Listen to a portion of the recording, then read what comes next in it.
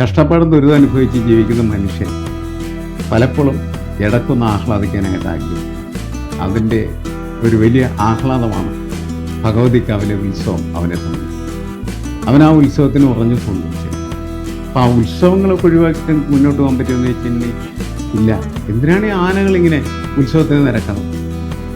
ഉത്സവം എന്ന് പറയുന്ന ആന ഉണ്ടെങ്കിൽ മാത്രമാണ് നടത്താൻ പാടുള്ളൂ. വെടിക്കെട്ട് നടന്ന സ്ഥലത്തൂടെ നടക്കുമ്പോൾ അതിൻ്റെ മണം ശ്വസിച്ചിട്ടുണ്ടെങ്കിൽ നമുക്ക് മനസ്സിലാവും. It is not good. അത് വലിയ പരിസ്ഥിതി മലിനീകരണം. കാർണിവൽ എന്ന് പറയുന്നതിന് നമുക്ക് ഉപേക്ഷിച്ചിട്ട് ജീവിക്കാനായിട്ട് പറ്റില്ല.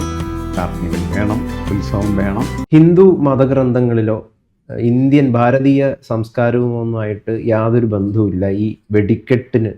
ഒക്കെ ചൈനയിൽ നിന്ന് ആരംഭിച്ച് പിന്നീട് യൂറോപ്യൻ മാർക്കറ്റുകളിലൊക്കെ വന്ന് അങ്ങനെ ഇന്ത്യയിലേക്കൊക്കെ എത്തിപ്പെട്ടതാണ്.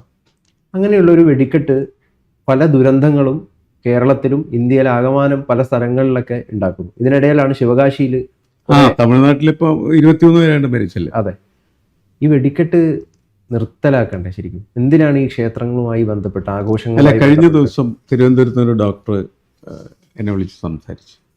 അദ്ദേഹം പറഞ്ഞ്, എന്തിനാണ് വെടിക്കെട്ട്, എന്തിനാണ് ആനകൾ? പണ്ട് ശ്രീനാരായണ ഗുരു പറഞ്ഞ വാചകം ഉണ്ട്, ഓർമ്മയുണ്ടോ? കരിമരുന്നുമില്ലാതെ ഉത്സവങ്ങൾ നടക്കട്ടെ എന്ന് അദ്ദേഹം പറഞ്ഞു. അദ്ദേഹം അങ്ങനെ പറയുന്നതിൻ്റെ കാരണം വെച്ചാൽ ദൂർത്ത് ഒഴിവാക്കാനായിരുന്നു. ശരി, അന്ന് സെക്യൂരിറ്റി ഒരു വിഷയമല്ല. കാരണം ഇതുമാരത്തെ ആനകൾ എന്ന് പറഞ്ഞാൽ ഒരാനയൊക്കെ വന്നിട്ട് ഒരു ഉത്സവം നടക്കും. നമ്മളിവിടെ എന്ത് ചെയ്യണത്? 10-50 ആനകളെ കൊണ്ടുവന്നാണ് വലിയ ഉത്സവങ്ങൾ നടന്നത്. അപ്പോൾ ഈ ആനകൾ വരുന്നതും പ്രത്യേകിച്ച് ചൂടത്തൊക്കെ അവക്കുണ്ടാകുന്ന അസുഖങ്ങളും പ്രശ്നങ്ങളൊക്കെ ആന മതിക്കലിന് കാരണമായി തീരുകയും അതിൻ്റെ പേരിലും പല ആളുകളും മരിക്കാറുണ്ട്, പ്രശ്നങ്ങളുണ്ടാവാറുണ്ട്. അപ്പോൾ അതൊക്കെ അന്ന്, പക്ഷേ ഗുരു അങ്ങനെ പറയുന്ന സമയത്ത് അതിൻ്റെ പ്രശ്നമില്ല. അന്നത്തെ ദൂർത്തിനെതിരായിരുന്നു യഥാർത്ഥത്തിൽ ഗുരുവിൻ്റെ ആ കാഴ്ചപ്പാട് എന്ന് പറയും. ഇന്ന് പക്ഷേ നമ്മളെ ഈ കാലഘട്ടത്തിൽ നിന്ന് പരിശോധിക്കുന്ന സമയത്ത് വെടിക്കെട്ടുണ്ടാക്കുന്ന ഇത് ഏറ്റവും വലിയ പൊല്യൂഷൻ എന്ന് വെച്ചാൽ പരിസ്ഥിതി മലിനീകരണമാണ്. ശരി, കാരണം ഇത് മുഴുവനും പൊട്ടി അന്തരീക്ഷത്തിലേക്ക് വരുന്ന വാതകം എന്ന് പറയുന്നത് പലതരത്തിലും അത് കാർബൺ മോണോക്സൈഡും കാർബൺ ഡയോക്സൈഡും വളരെ കൂടുതലുണ്ടാകും. അത് കൂടാണ്ട് തന്നെ അതിനോടൊപ്പം നമുക്ക് നമ്മുടെ ആരോഗ്യത്തിന് ഗുണകരമല്ലാത്ത ഒരുപാട് വാദങ്ങളുണ്ട്, വിഷവാദങ്ങൾ തന്നെ ഒരുപാടുണ്ട്. ഇപ്പം മെഗ്നീഷ്യമൊക്കെ കത്തി ആ വെളുത്ത പോകെ വരുന്ന സമയത്ത് മെഗ്നീഷ്യം ഓക്സൈഡൊക്കെയാണ് അതിൽ നിന്ന് ഡെവലപ്പ് ചെയ്യണമെന്നാണ് ഞാൻ മനസ്സിലാക്കിയത്. അങ്ങനെ പല സാധനങ്ങൾ. മെഗ്നീഷ്യമാണ് ഈ വെടിക്കെട്ട് അവസാനിക്കുന്ന സമയത്ത് വലിയ ഒരു വെളുത്ത പുകയായിട്ട് ഇങ്ങനെ കത്തുന്നതാണ്. അതാ മെഗ്നീഷ്യത്തിൻ്റെ ഒരു സാധനം കത്തിങ്ങനെ. പിന്നെ അതുപോലെ അമോണിയം ക്ലോറൈറ്റും മറ്റുമൊക്കെയാണ് ഇതിൻ്റെ അകത്ത് ഈ വെടിക്കോപ്പ് നിർമ്മാണത്തിൽ അതിൻ്റെ എക്സ്പ്ലോസീവായിട്ട് യഥാർത്ഥത്തിൽ ഉപയോഗിക്കും. അപ്പോൾ ഇത്തരം സാധനങ്ങളൊക്കെ കത്തിക്കഴിഞ്ഞാൽ അതിൽ നിന്ന് വരുന്ന വാതകങ്ങളെന്ന് പറയുന്നത് നമ്മളുടെ ആരോഗ്യത്തെ ഹാനികരമായി ബാധിക്കുന്ന ഒന്നാണ്. വെടിക്കെട്ട് നടന്ന സ്ഥലത്തൂടെ നടക്കുമ്പോൾ അതിൻ്റെ മണം ശ്വസിച്ചിട്ടുണ്ടെങ്കിൽ നമുക്ക് മനസ്സിലാവും. It is not good. അത് വലിയ പരിസ്ഥിതി മലിനീകരണമാണ്. അത് വേണ്ട എന്ന് തീരുമാനിക്കുന്നത് നല്ലതല്ലേ എന്ന് വേണമെങ്കിൽ ചോദിക്കാം. രണ്ടാമത്തത് ആനകൾ. എന്തിനാണ് ഈ ആനകൾ ഇങ്ങനെ ഉത്സവത്തിന് നിരക്കുന്നത്? ഉത്സവം എന്ന് പറയുന്ന ആന ഉണ്ടെങ്കിൽ മാത്രമാണ് നടത്താൻ പാടുള്ളൂ എന്നൊക്കെ ചോദിക്കുന്ന ആളുകളുണ്ട്. ഞാനതിനൊന്നും കൃത്യമായിട്ട് ഉത്തരം പറയുന്നില്ല. പരിസ്ഥിതി മലിനീകരണത്തിൻ്റെ കാര്യത്തിലും അതേപോലെ തന്നെ മൃഗസ്നേഹത്തിൻ്റെ കാര്യത്തിലും ഒക്കെ നമ്മൾ കൂടുതൽ കോൺസെൻട്രേറ്റ് ചെയ്ത് നമുക്കിതൊക്കെ വേണ്ടെന്ന് പറയാൻ പറ്റും. പക്ഷെ മനുഷ്യൻ എന്ന് പറയുന്നത് എങ്ങനെയാണ്? മനുഷ്യൻ്റെ ജീവിതം എന്ന് പറയുന്നത് ദുരിതം നിറഞ്ഞ, കഷ്ടപ്പാടും ദുരിതം അനുഭവിച്ച് ജീവിക്കുന്ന മനുഷ്യൻ പലപ്പോഴും ഇടക്കൊന്ന് ആഹ്ലാദിക്കാനായിട്ട് ആഗ്രഹിക്കും. അതിൻ്റെ ഒരു വലിയ ആഹ്ലാദമാണ് ഭഗവതിക്കാവിലെ ഉത്സവം അവനെ സംബന്ധിച്ച്. അവൻ ആ ഉത്സവത്തിന് ഉറഞ്ഞു തുള്ളും. ശരിക്കും അങ്ങനെ തുള്ളുന്നതും അതേപോലെ ഉത്സവത്തിൽ മതിക്കുന്നതുമൊക്കെ മനുഷ്യനിലുള്ളൊരു കാർണിവൽ ചൈതന്യം സങ്കല്പം, അത് പുറത്ത് കൊണ്ടുവരുന്നുള്ള ഒരു പ്രതി. എല്ലാം മറന്നാണ് നമ്മൾ അതിൻ്റെ അകത്ത് എന്ത് ചെയ്യുന്നത്. തെയ്യങ്ങളൊക്കെ അങ്ങനെയാണ്. തെയ്യം ഇപ്പോൾ ഈ വടക്കമലബാറിലേക്ക് പോയി കഴിഞ്ഞാൽ അത് വളരെ കൂടുതലായിട്ട് നമുക്ക് കാണാനായിട്ട് കഴിയും എന്നുള്ളതാണ്. എല്ലായിടത്തും അങ്ങനെയാണ്. പള്ളിപ്പെരുന്നാൾ നോക്കിയാൽ ഇതാണ്, പിണ്ടിപ്പെരുന്നാൾ, അങ്ങനെ പല സൈസ് പെരുന്നാളുകളിലൊക്കെ മനുഷ്യരെന്ത് ചെയ്യുന്നത് വെച്ചാൽ പൂർണ്ണമായിട്ട് അതിൻ്റെ അകത്ത് മുങ്ങുകയാണ്. കള്ളടിച്ച് പൂസായിട്ടാണ് പല ആളുകളും എന്ത് ചെയ്യുന്നത്, അതിൻ്റെ അകത്ത് ഇങ്ങനെ മുങ്ങിപ്പോകുന്നത്. ഇത് മനുഷ്യൻ്റെ ഒരു മധുരോത്സവം പോലെയുള്ള ഒരു പെരുമാറുകയായിട്ട് മാറിത്തീരാണ് ചെയ്തത്. അപ്പോൾ ആ ഉത്സവങ്ങളൊക്കെ ഒഴിവാക്കിയിട്ട് മുന്നോട്ട് പോകാൻ പറ്റുമെന്ന് വെച്ചിട്ടുണ്ടെങ്കിൽ ഇല്ല. ഉത്സവങ്ങൾ വേണം മനുഷ്യന്. ഉത്സവം മനുഷ്യന് വേണം. കാരണം മനുഷ്യൻ്റെ അവൻ്റെ ഒരു ജീവിത പ്രക്രിയയുടെ ഭാഗമാണ്, അതിജീവനത്തിൻ്റെ ഒരു ഭാഗമാണ്. അതുകൊണ്ട് ഉത്സവങ്ങൾ വേണ്ട എന്ന തീരുമാനത്തിലേക്ക് നമുക്ക് എത്തിച്ചേരാനായിട്ട് കഴിയില്ല.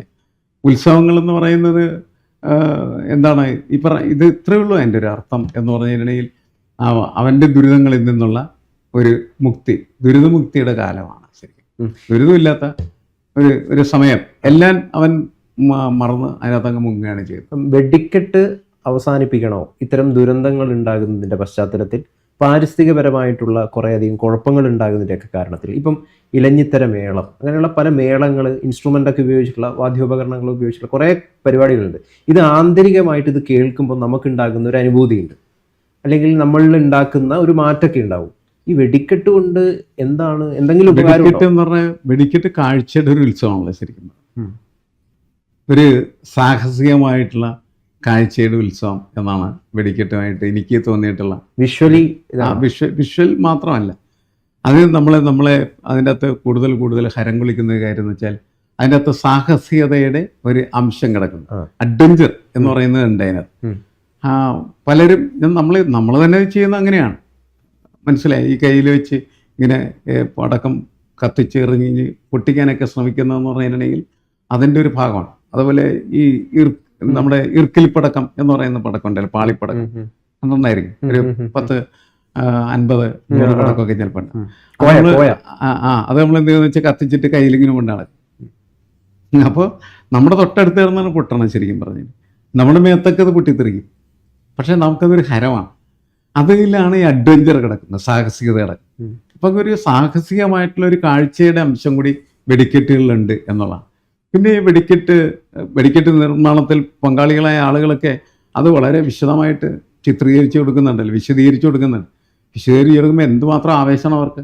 കാരണം ഇപ്പം 3 നിലയിൽ 4 നിലയിലൊക്കെ പൊട്ടുന്നതായിട്ടുള്ള അമിട്ടുകൾ, ഒരമിട്ട് പൊട്ടിക്കഴിഞ്ഞിട്ട് പിന്നെ അതിൽ നിന്നാണ് ഈ റോക്കറ്റിൻ്റെ നിർമ്മാണ പ്രക്രിയയുടെ ഒരു സാങ്കേതിക വിദ്യ യഥാർത്ഥത്തിൽ അതിൻ്റെ അകത്തുണ്ട്. അത് ഇവിടെ ഏതെങ്കിലും ശാസ്ത്രീയമായിട്ട് സ്കൂളുകളിൽ പോയി പഠിച്ചിട്ടൊന്നുമല്ലേ ചെയ്യണം. അവരവരുടെ അനുഭവങ്ങളിൽ നിന്ന് മനസ്സിലാക്കിയിട്ടാണ് ഈ ആദ്യത്തെ അമിട്ട് പൊട്ടിക്കഴിയുമ്പോഴേക്കും അതിൽ നിന്ന് അത് പ്രൊജക്റ്റ് ചെയ്ത് കുറച്ച് ദൂരെ പോയിട്ട് അടുത്ത സാധനം പൊട്ടും, പിന്നെ അതിൽ നിന്ന് വേറെ തെറിച്ചും, പിന്നെ അങ്ങനെ 3-4 നിലയിൽ പൊട്ടുന്ന ഈ അമിട്ടുകൾ. ചില അമിട്ടൊക്കെ പൊട്ടിക്കഴിഞ്ഞാൽ ഇരുന്ന് പാരച്യൂട്ടൊക്കെ ഇങ്ങനെ ഇറങ്ങി വരുന്നതാണ്. ഈ കാഴ്ചകൾ എന്ന് പറയുന്നത് നമ്മളെ അത്ഭുതപ്പെടുത്തുന്നതായിട്ടുള്ളൊരു മാജിക്കൽ വിഷൻ നമുക്ക്. അതുകൊണ്ടാണ് ഈ ആളുകൾ ഇതിൻ്റെ പിന്നാലെ പോകുന്നത്. ഏറ്റവും കൂടുതൽ സുരക്ഷിതത്വം നമുക്ക് ആവശ്യമാണ് എങ്കിൽ നമ്മൾ എന്ത് ചെയ്യണം? ഇതൊക്കെ നിർത്തിവെക്കണം. പക്ഷേ മനുഷ്യൻ്റെ പുതിയ ആധുനിക സങ്കല്പത്തിലൊക്കെ നിങ്ങളൊരു കപ്പൽ വാങ്ങിച്ചിട്ട് അത് തുറമുഖത്ത് കെട്ടിയിട്ടാൽ ഒന്നും സംഭവിക്കില്ല. നിങ്ങൾ ആ കപ്പലുമായിട്ട് എന്ത് ചെയ്യണം? കടലിലേക്ക് പോകണം. കാറ്റും കോളും ഒക്കെ അതിനെ അഭിസംബോധന ചെയ്യണം. അപ്പോഴാണ് എന്ത് ചെയ്യുന്നത്? നിങ്ങളുടെ ജീവിതത്തിൻ്റെ ഒരു അസാധാരണമായിട്ടുള്ള അനുഭൂതിയിലേക്ക് നിങ്ങൾ കിടക്കുന്നതെന്ന് പറഞ്ഞിട്ട് മാർക്കറ്റിങ്ങിലൊക്കെ ആളുകളെ പഠിപ്പിക്കാറുണ്ടെന്നുള്ളതാണ്. എങ്ങനെയാണ് നിങ്ങൾ, അതായത് സുരക്ഷിതത്വം കൊണ്ട് മാത്രം നിങ്ങൾക്ക് മുന്നേറ്റം ഉണ്ടാക്കാൻ കഴിയില്ല. സാഹസികമായി നിങ്ങൾ ഇറങ്ങിത്തിരിച്ചാൽ മാത്രമാണ് വലിയ വലിയ മുന്നേറ്റങ്ങൾ ഉണ്ടാക്കാൻ കഴിയുള്ളൂ എന്ന് പറഞ്ഞ ഫിലോസഫി പോലും ഈ ആധുനിക മാർക്കറ്റിംഗ് സിദ്ധാന്തത്തിൻ്റെ ഭാഗമായിട്ട് പഠിപ്പിക്കുന്നുണ്ട്.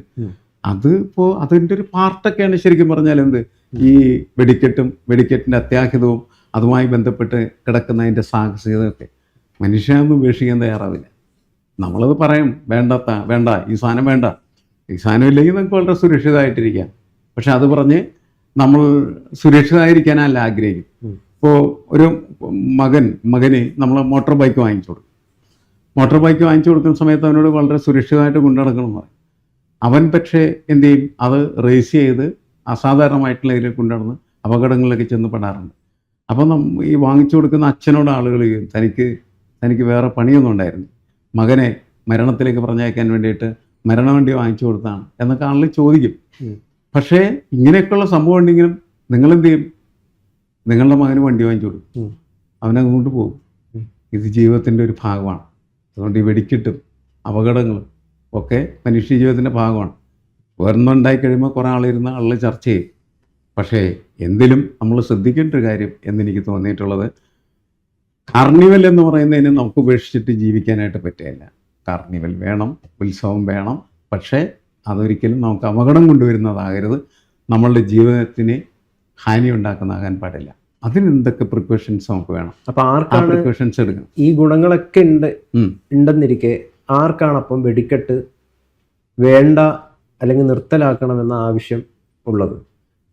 അപ്പോൾ നമ്മൾ കൂടുതൽ ഇമ്പോർട്ടൻസ് കൊടുക്കേണ്ടത് അഡ്വഞ്ചർ മറ്റു പല കാര്യങ്ങളുണ്ടെങ്കിലും ബിസിനസ്സാണ്, വലിയൊരു മാർക്കറ്റാണ്. ഇന്ത്യയാണ് ലോകത്തിലെ 2ാമത്തെ ഏറ്റവും വലിയ നിർമ്മാതാക്കൾ, മാനുഫാക്ചർ ഈ വെടിക്കെട്ടിൽ. ശിവകാശിയിൽ നിന്നാണ് അതിന്റെ 90% വരുന്നത്. അപ്പം ബിസിനസ് എന്ന് പറയുന്ന ഒരു സംഗതി കൂടി ഇവിടെ ഉണ്ട്. അങ്ങനെ പെട്ടെന്ന് ദീപാവലിയുടെ കാലം എന്ന് പറഞ്ഞാൽ ഇന്ത്യയിലെമ്പാടും പടക്കം പൊട്ടുന്ന ഒരു കാലമാണ് ശരിക്കും പറഞ്ഞാൽ. അതിനാവശ്യമായിട്ടുള്ള മുഴുവൻ പടക്കങ്ങളും നിർമ്മിച്ച് കൊണ്ടുപോകുന്നത് ശിവകാശിയിൽ നിന്നാണ്. കേരളത്തിൽ നേരത്തെ പടക്ക നിർമ്മാണശാലകൾ വളരെ കൂടുതലുണ്ടായിരുന്നു. എൻ്റെ നാട്ടിലുണ്ടായിരുന്നു. അവിടെ ഇതുപോലെ ഒരു അപകടം ഉണ്ടായി. പൂയപ്പള്ളി എന്ന് പറഞ്ഞു. കഴിഞ്ഞ ദിവസം മനോരമ പത്രത്തിൽ അതിൻ്റെ ചരിത്രം എഴുതിയേക്കണതിൽ 5 പേരാണ് മരിച്ചത്. ഞാൻ സ്കൂളിലൊക്കെ പഠിക്കുന്ന സമയത്താണ് ആ സംഭവം നടന്നത്. വീട്ടിൽ നിന്നൊരു 1.5 കിലോമീറ്റർ അകലെയാണ് ഇത്. പാടത്താണത്. പാടത്തെ ചെറിയ പുര. ആ പുരകളൊക്കെ പോർന്ന് കിടക്കുന്നത്. അത് അപകടം കഴിഞ്ഞതിന് ശേഷം പിന്നെ അവിടെ ഇതുവരെയായിട്ടും പടക്കം നിർമ്മിച്ചിട്ടില്ല. പക്ഷേ വെടിപ്പുരകളൊക്കെ ഇപ്പോൾ അവിടെ വെറുതെ കിടക്കുന്നുണ്ട് അനാഥമായിട്ട്. ഞാൻ ഈ കഴിഞ്ഞ ദിവസം കൂടി അവിടെ നമ്മുടെ ഒരു സുഹൃത്തിൻ്റെ അമ്മ മരിച്ചിട്ട് അവിടെ പോയിരുന്നു. അപ്പോൾ ഞാൻ പോയിട്ട് തിരിച്ചു വരുന്ന വഴിക്ക് ഇത് കാണാം. അതിങ്ങനെ കിടക്കുകയാണ് ചെയ്തത്. കാരണം പിന്നീട് അങ്ങോട്ട് തിരിഞ്ഞല്ല. കാരണം അത് നടത്തിയിരുന്നതിൻ്റെ ഉടമ പോലും എന്ത് ചെയ്തു, ആ അപകടത്തിൽ മരിച്ചുപോയി. 5 പേരാണ് മരിച്ചത്. അദ്ദേഹത്തിൻ്റെ കയ്യിലിരുന്നാണ് ഈ അമിട്ടാണ് ഇനി തീ പിടിക്കുന്നത്. പക്ഷേ അയാൾ എന്ത് ചെയ്യുന്ന വെച്ച് കഴിഞ്ഞാൽ മറ്റുള്ളവരെയൊക്കെ രക്ഷിക്കാൻ വേണ്ടിയിട്ട് അമിട്ടുമായിട്ട് പുള്ളി കത്തുപിടിച്ച് എത്തുപോയി. പക്ഷേ എല്ലാവരെയും രക്ഷിക്കാൻ കഴിഞ്ഞില്ല. 3-4 പേരും കൂടി അതിൻ്റെ കൂട്ടത്തിൽപ്പെട്ട് അത്രയും ആളുകൾ മരിച്ചു. പടക്ക നിർമ്മാണത്തിൽ ബന്ധപ്പെടുന്ന ആളുകളെല്ലാം വളരെ സാഹസികമായിട്ടുള്ള രീതിയിൽ അതിൽ ഇടപെടുന്നവരാണ്. അപ്പോൾ ഒരു അപകടമുണ്ട്.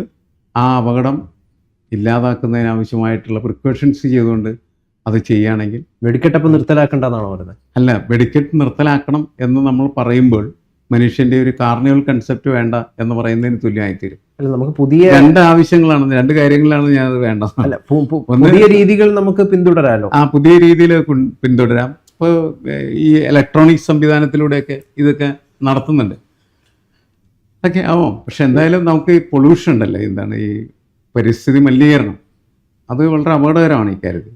അതിൻ്റെ അടിസ്ഥാനത്തിൽ വേണ്ടെന്ന് വേണമെങ്കിൽ തീരുമാനിക്കാം. യഥാർത്ഥത്തിൽ ഈ ഒരു അപകടം ഉണ്ടായ പശ്ചാത്തലത്തിൽ കേരള സർക്കാർ വളരെ ഇന്നോവേറ്റീവ് ആയിട്ടുള്ള വെടിക്കെട്ടിന് പകരം മനുഷ്യനെ ഉന്മത്തരാക്കുന്ന മറ്റൊരു കാർണിവൽ സംവിധാനം എന്ത് ഒരുക്കാൻ പറ്റുമെന്നുള്ളൊരു ചിന്ത കൊണ്ടുവരുവാണെങ്കിൽ നല്ലതായിരിക്കും. നമുക്കിപ്പോൾ ഈ പറഞ്ഞ നമുക്ക് പറയാം വെർച്വൽ വെടിക്കെട്ടുകൾ മനസ്സിലായി. റിയൽ ആയിട്ടുള്ള വെടിക്കെട്ടല്ല, പെട്ടെന്ന് നമുക്ക് അങ്ങനത്തെ ഒരു ഫീലിംഗ് ഉണ്ടാക്കാൻ പറ്റുന്ന തരത്തിലുള്ള സാധനങ്ങളൊക്കെ ചെയ്തു നോക്കാം. പക്ഷേ മറ്റതിൻ്റെ അത്തരം ആഹ്ലാദം, കാരണം അതിന് അഡ്വഞ്ചറിൽ ഈ ഇവിടുത്തെ ആഹ്ലാദത്തിൻ്റെ പ്രത്യേകത എന്താണെന്ന് വെച്ചാൽ വളരെ മനോഹരമായിട്ടുള്ള കാഴ്ച ദൃശ്യങ്ങളും ശബ്ദത്തിൻ്റെ പ്രകമ്പനങ്ങളും അതോടൊപ്പം തന്നെ സാഹസികതയും റിസ്ക്കും ഒക്കെ ഒരുമിച്ച് ചേർന്ന് ഇഴുകിച്ചേർന്നുണ്ടാകുന്ന ഒരു പ്രത്യേക വൈകാരിക അവസ്ഥയാണ് ഇത് നിർമ്മിക്കുന്നത്. അത് അപകടം എന്തായാലും അതിൻ്റെ അകത്ത് ഒഴിവാക്കപ്പെടണം. അതുപോലെ പരിസ്ഥിതി മലിനീകരണം ഒഴിവാക്കാനായിട്ട് കഴിയുകയാണെങ്കിൽ നല്ലത് എന്നേ നമുക്കതിനെക്കുറിച്ച് പറയാനായിട്ട് പറ്റുള്ളൂ. അല്ലാതെ ആർക്കും ഇതൊന്നും വേണ്ടെന്നൊക്കെ പറയാം. ആന വേണ്ട, അതുപോലെ തന്നെ കരിമരുന്ന് പ്രയോഗം വേണ്ട എന്നൊക്കെ പറയുന്നത് നല്ലതാണ്. പക്ഷെ മനുഷ്യൻ ഇങ്ങനത്തെ ആളാണല്ലോ, അതുകൊണ്ട് സ്വാഭാവികമായിട്ടും അവരിങ്ങനെ അത് തുടരും. ഇപ്പോൾ ഈ ആനയുമായിട്ട് ബന്ധപ്പെട്ടിട്ട് പറയുമ്പോൾ ഇപ്പോൾ ഒരു പുലി നമ്മളെ കാണുമ്പോൾ നമുക്ക് കീഴ്പ്പെട്ടിട്ട് നിൽക്കുന്നു, അല്ലെങ്കിൽ മനുഷ്യനുമായിട്ട് മെരുങ്ങി നിൽക്കുന്നു എന്ന് പറയുന്നത് അത് മനുഷ്യന്റെ ഒരു വിജയമാണല്ലോ. ആനയുടെ കാര്യത്തിൽ പറ്റുള്ളൂ, പുലിയെ നിങ്ങൾക്ക് അങ്ങനെ കൊണ്ടുവരുത്താൻ പറ്റുമോ? അല്ല, അങ്ങനെ മെരുക്കി കഴിഞ്ഞു കഴിഞ്ഞാൽ നമുക്ക് എടുക്കാം. അതേപോലെ തന്നെ മൃഗങ്ങൾക്ക് മേലുള്ള മനുഷ്യന്റെ വിജയമല്ലേ യഥാർത്ഥത്തിൽ ഈ ഇത്തരത്തിലുള്ള ഈ ആന എഴുന്നള്ളിപ്പും ഒക്കെ ആയിട്ടുള്ള അതിനങ്ങനെ മനുഷ്യനും മൃഗവും തമ്മിലുള്ള ഒരു ബന്ധം ഉണ്ടായില്ല. അതൊരു വളരെ ഹാർമോണിയസ് റിലേഷൻ ആയിരിക്കുന്ന സമയത്താണ് രസകരമായി മാറുന്നത്. പക്ഷെ ഇപ്പോൾ പുതിയ കാലത്തുള്ള പ്രശ്നം എന്താണെന്ന് വെച്ചാൽ ഈ ആനയെ കൊണ്ടു നടക്കുന്ന പാപ്പാൻ, അയാളൊക്കെ മോശമായിട്ട് അതിനോട് പെരുമാറുന്നതൊക്കെ നമ്മൾ കാണാറുണ്ടല്ലോ. കുന്തത്തിന് കുത്തുക, അടിക്കുക, അങ്ങനെ വളരെ മോശമായ പെരുമാറ്റം, മൃഗീയമായതെന്നൊക്കെ നമ്മൾ പറയുന്നത് ഈ മൃഗത്തിനോട് എന്ത് ചെയ്യുന്നുണ്ട്, കാണിക്കുന്നു. അതൊക്കെ അംഗീകരിക്കാൻ പറ്റാത്ത കാര്യങ്ങളാണ്. വളരെ നല്ല ബന്ധവും ആനയും അതേപോലെ തന്നെ ആനപ്പാപ്പനും തമ്മിലൊക്കെ ഉണ്ട്. ആ ബന്ധങ്ങളുടെ അടിസ്ഥാനത്തിൽ അതിനെ കൊണ്ടു നടക്കുക എന്ന് പറയുന്നത് രസകരമായ കാര്യമാണ്. പക്ഷെ ഇവിടെയുള്ള പ്രശ്നം എന്ന് വെച്ചാൽ ആന നമ്മുടെ സമൂഹത്തിലേക്ക് വരുന്ന എനിക്ക് തോന്നുന്നത് തടി പിടിക്കുക എന്ന് പറയുന്ന പ്രക്രിയ. തടി ഇപ്പോൾ ആന പിടിക്കേണ്ട കാര്യമില്ല, കാരണം അതിന് നമുക്ക് മെഷീനറികളൊക്കെ വന്നു കഴിഞ്ഞിരിക്കും. നമുക്കിപ്പോൾ ഒരു ഉത്സവത്തിന് വേണ്ടി ചമയിച്ച് നിർത്തുന്നതിലാണ് ഏക സാധ്യത നിലനിൽക്കുന്നത്. അതുകൊണ്ടാണ് തുടരണം എനിക്ക് തോന്നുന്നത്.